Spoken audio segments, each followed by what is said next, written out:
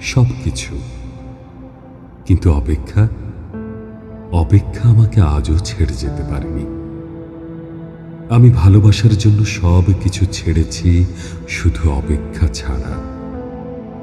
অপেক্ষাকে আমি আজও হৃদয়ের গহীনতম অংশে অবরুদ্ধ করে বেঁচে আছি। অনেকেই বলে অপেক্ষা হচ্ছে শুদ্ধতম ভালোবাসার প্রকাশ।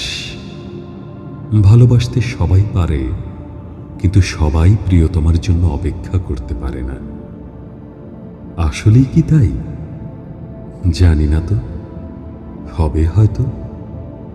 তবে অপেক্ষার কাছে আমি অনেক ঋণী। প্রিয়তমার জন্য অপেক্ষা আমাকে পাখির মতো সহজ হতে শিখিয়েছে, শিশুর মতো অনাবিল হতে শিখিয়েছে, আকাশের মতো বিশাল হতে শিখিয়েছে, ফুলের মতো স্নিগ্ধ